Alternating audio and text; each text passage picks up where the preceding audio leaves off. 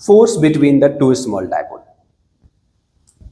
पिछली वाली वीडियोस हमने देखा था कि अगर डायपोल सेम डायरेक्शन में है, अलोंग द एक्सिस है, और अगर सेम डायरेक्शन में है तो दोनों के बीच में जो फोर्स है वो लगता था अट्रैक्शन।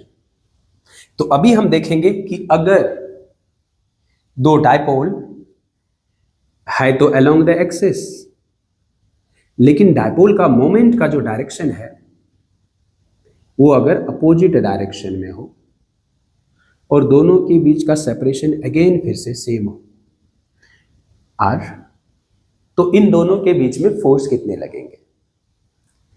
फोर्स सेम पैटर्न का लगेगा। अगर किसी भी डायपोल को एक्सटर्नल इलेक्ट्रिक फील्ड में रखते हैं तो वो डायपोल का पोटेंशियल एनर्जी होता है P dot E minus P dot E. तो कहेंगे सर यहाँ पे फील्ड कहाँ है? यहाँ पे दो डायपोल ही है। Dipole is also source of electric field, मतलब इस डायपोल के फील्ड में ये डायपोल रखा हुआ है और इस डायपोल के फील्ड में ये डायपोल रखा हुआ है। Both the dipoles are placed in the field of each other. So किसी भी इसका पोटेंशियल एनर्जी इसके फील्ड में या इसका पोटेंशियल एनर्जी इसके फील्ड में फाइंड कर सकते हैं, और उस पोटेंशियल एनर्जी को अगर minus d you by D R करेंगे तो फोर्स होता है, right? Minus d you by D R is force, conservative force. तो यहां पे हम देखेंगे कि इलेक्ट्रिक लिखेंगे, इलेक्ट्रिक फील्ड क्या लिखेंगे? Electric field,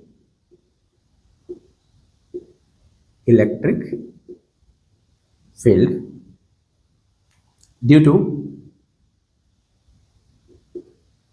dipole P1 at the location of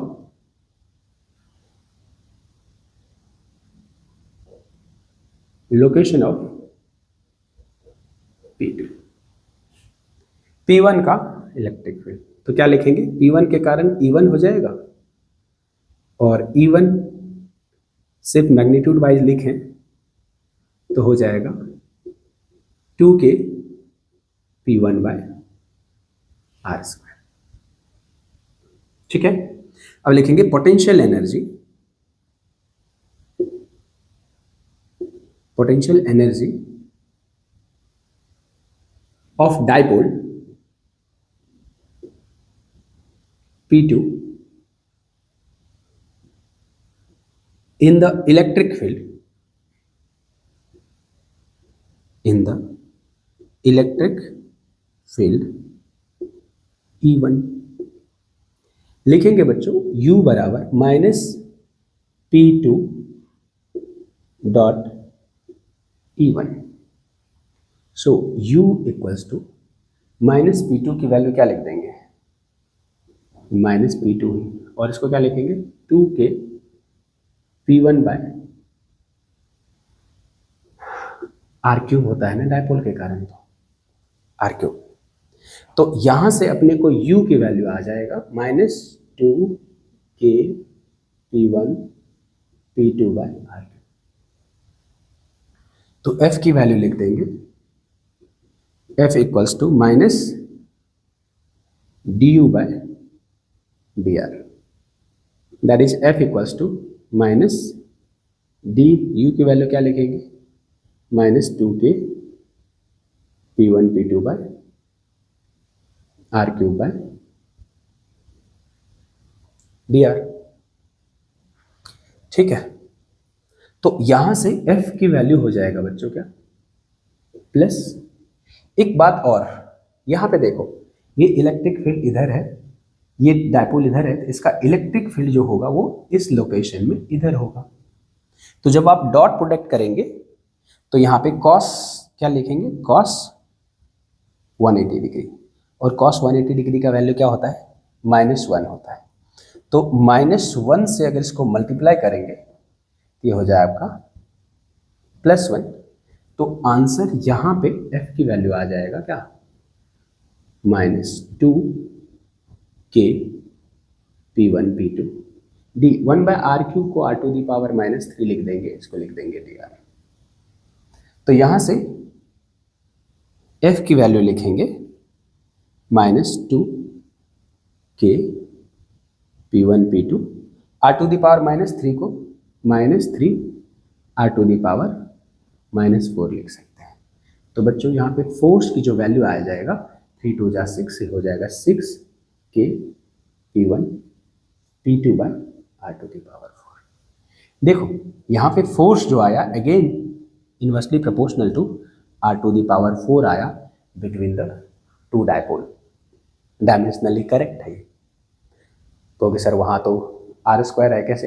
क्योंकि P1 P2 में dV तो है, QD is charge into separation is the dipole moment होता है। कोई दिक्कत यहाँ तक? देखो अब बात आई कि यहाँ पे पॉजिटिव साइन आए, वहाँ पे क्या है नेगेटिव साइन आए। तो वो डायपोल अट्रैक्ट कर रहा था और ये डायपोल क्या करेगा? रिपेल करेगा। In this case there will be force of repulsion. Force of repulsion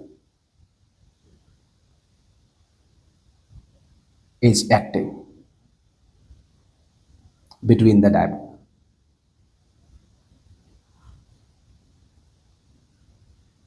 In this case,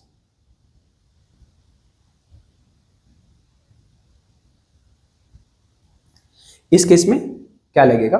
force of repulsion लगेगा। क्यों? क्योंकि पॉजिटिव आया।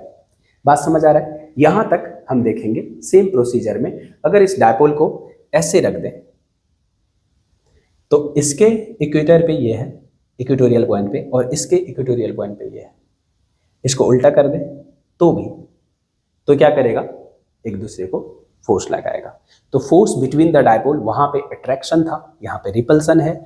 अब देख सकते हैं वहां पे मैंने क्या बताया था कि किसी भी सिस्टम का पोटेंशियल एनर्जी नेगेटिव जब होता है तो फोर्स ऑफ अट्रैक्शन वर्क करता है। यहाँ पे देखिए तो माइनस ऑफ माइनस क्या हो जाएगा? प्लस। तो ये पोटेंशियल एनर्जी क्या हो जा रहा है? पॉजिटिव। जब पॉजिटिव पोटेंशियल एनर्जी है इसका मतलब दो बॉडी जिस सिस्टम का पोटेंशियल एनर्जी पॉजिटिव है वो सिस्टम एक में जो पार्टिकल है वो एक दूसरे को क्या करता है? रिपेल करता है। रिपल्सन, अगेन एक बार, रिपल्सन के केस में हमेशा पोटेंशियल एनर्जी पॉजिटिव होता है, अट्रैक्शन के केस में हमेशा पोटेंशियल एनर्जी नेगेटिव होता है। All the best, keep watching next video. Thank you.